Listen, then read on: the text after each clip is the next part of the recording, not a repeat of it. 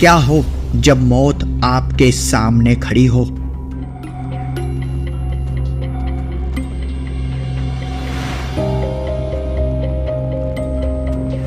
और जब एक्सीडेंट में पीछे टायर के पीछे मैं खिंच रहा था तो मुझे पता नहीं है कैसे वहाँ पुलिस आई, कैसे आई, मेरे को पुलिस ने उठाया वहाँ से। सुबह तो मेरा ये टांग पूरी जो राइट वाली टांग है बिल्कुल यहाँ धड़ से अलग थी, मेरी पेशाब की नली फट चुकी थी।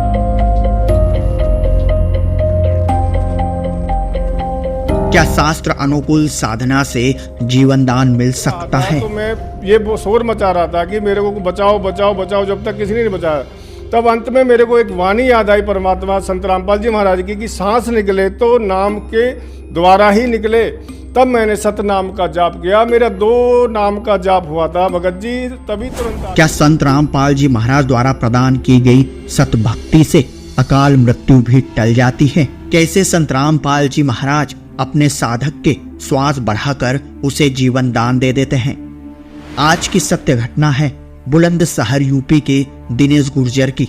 दिनेश जी ने आज की अपनी आप बीती में कुछ ऐसी घटनाओं का वर्णन किया है जो अद्भुत चमत्कारों से भरी है। दिनेश जी ने संत रामपाल जी महाराज की शक्ति और सामर्थ्य का गुणगान करते हुए बताया कि कैसे उनका एक्सीडेंट हो जाता है, और एक्सीडेंट भी ऐसा कि देखने वाले की रूह कांप जाए।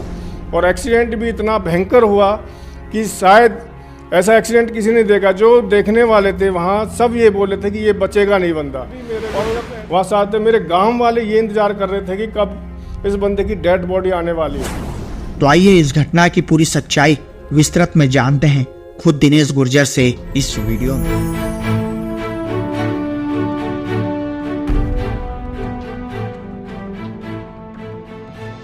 नमस्कार सर। नमस्कार सर जी। क्या नाम है सर आपका? मेरा नाम दिनेश गुर्जर है जी। कहाँ से आए हैं आप? मैं बुलंदशहर यूपी से आया हूँ जी। सर, संत रामपाल जी महाराज से नाम दीक्षा लेने से पहले आप क्या भक्ति साधना करते थे?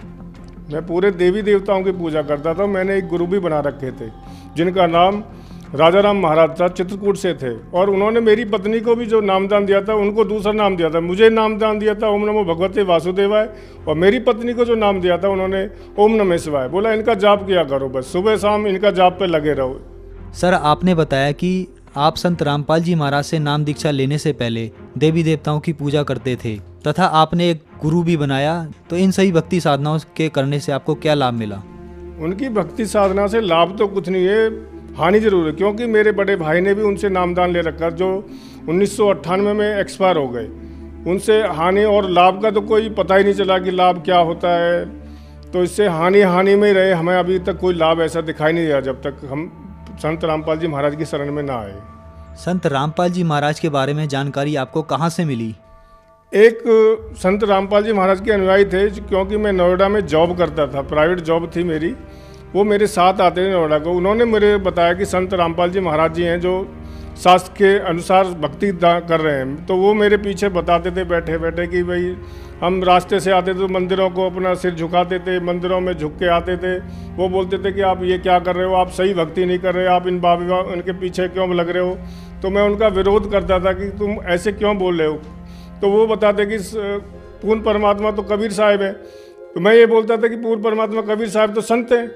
इतनी उनसे मेरी ये चलती थी। उन्होंने मेरे पूछा, बोला कि तो आप अपना फ़ोन दो। फ़ोन में उन्होंने मेरे को कुछ संत रामपाल जी महाराज के सत्संग डाउनलोड किए। उन सत्संगों को मैं सुनने लगा।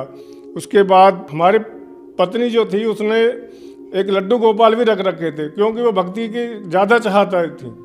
उसको लड्डू गोपाल मैं बोलने लगा कि आप जो सुने ये सत्संग सुनो, सत्संग सुनने के बाद आप देखो कि आप पीतल की पूजा कर रहे हो। आप इन पत्थरों की और इन पूजाओं में आपने कुछ नहीं रखा। उनको देवी सरस्वती पूरी ऐसे याद थी, कंठ से याद थी। वो पूरी देवी की भक्ति करती थी, साथ में लड्डू गोपाल कृष्ण जी की पूजा करती थी, और ज़्यादातर वो चैनलों पे अपने भागवत को देखा करती थी। उसके बाद सितंबर 2014 को मैंने बरवाला जाके संत रामपाल जी महाराज जी के नामदान लिया। और नामदान लेने के बाद में जब मुझे पता लगा कि सुख क्या होते हैं और दुख क्या होते हैं। सर, संत रामपाल जी महाराज से नाम दीक्षा लेने के बाद आपको क्या क्या लाभ हुए? लाभ तो भगत जी मेरे परमात्मा संत रामपाल जी महाराज ने झड़ी लगा रखी है। आज तक लाभों की मैं गिनती कराऊं तो सुबह से शाम हो जाएगी। और शाम से सुबह हो जाएगी, लेकिन लाभों को मैं लिखवा नहीं सकता और बता नहीं सकता। मेरा एक्सीडेंट हुआ और एक्सीडेंट भी इतना भयंकर हुआ कि शायद ऐसा एक्सीडेंट किसी ने देखा। जो देखने वाले थे वहाँ सब ये बोले थे कि ये बचेगा नहीं बंदा। और जब एक्सीडेंट में पीछे टायर के पीछे मैं खिंच रहा था तो मैं ये शोर मचा रहा था कि मेरे को बचाओ बचाओ बचाओ, जब तक किसी ने नहीं बचाया।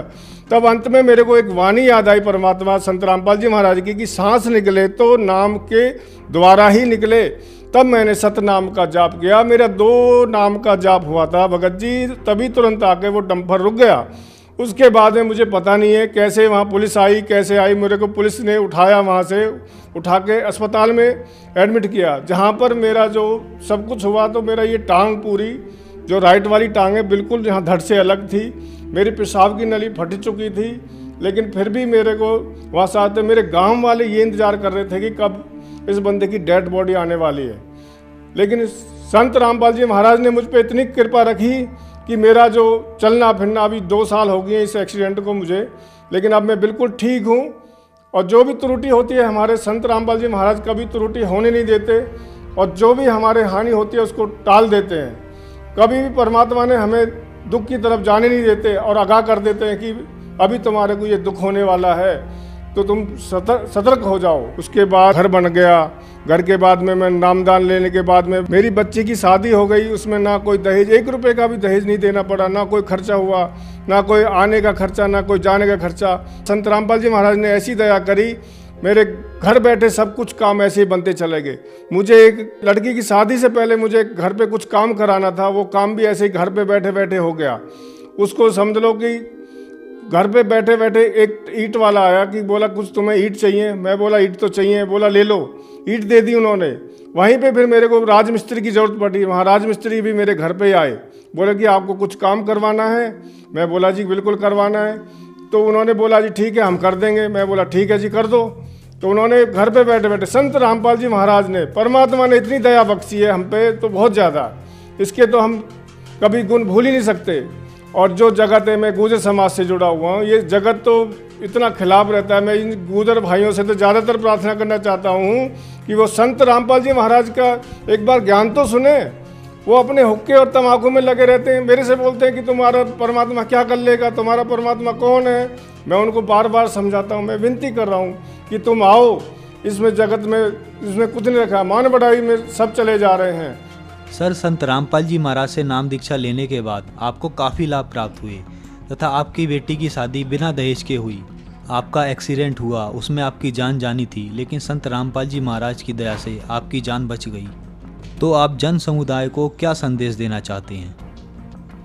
मैं जन समुदाय को यही संदेश देना चाहता हूँ कि आप सब जन समुदाय समझ लो कि धरती पर परमात्मा संत रामपाल जी महाराज के रूप में आए हुए हैं। आप उनकी शरण में आओ और उनसे पूर्ण लाभ प्राप्त करो। मैं जिस समाज से मैं जुड़ा हुआ हूँ वो गुर्जर समाज है। मैं उस समाज को भी ये बोलना चाहता हूँ कि आप अपनी मान बढ़ाई को त्याग दें और संत रामपाल जी महाराज के कुछ सत्संग सुने, जो कि टीवी पर बहुत हर चैनल पर चल रहे हैं, ज़्यादा से ज़्यादा चैनलों पे आ रहे हैं, और उनको सुनकर संत रामपाल जी महाराज की शरण में आएँ और इसका लाभ उठाएं। संत रामपाल जी महाराज से नाम दीक्षा लेने के लिए भगत समाज को क्या करना होगा? संत रामपाल जी महाराज से दीक्षा लेने के लिए जो टीवी पे चैनलों पे जो सत्संग आ रहा है उसके नीचे एक पट्टी चलती है। पट्टी पर सतलोक आश्रम के नंबर चलते हैं। उन नंबरों से आप फ़ोन करें और उनके जो आपका नियरेस्ट जहाँ भी नामदान केंद्र होगा वहाँ का आपको एड्रेस मिल जाएगा। वहाँ जाके निःशुल्क, कोई पैसा नहीं देना, कोई कुछ नहीं करना, वहाँ जाके संत रामपाल जी महाराज जी से नामदान लें और उनसे जुड़ें और अपना लाभ उठाएं। धन्यवाद सर। सत्य घटना, सत्य की तह तक।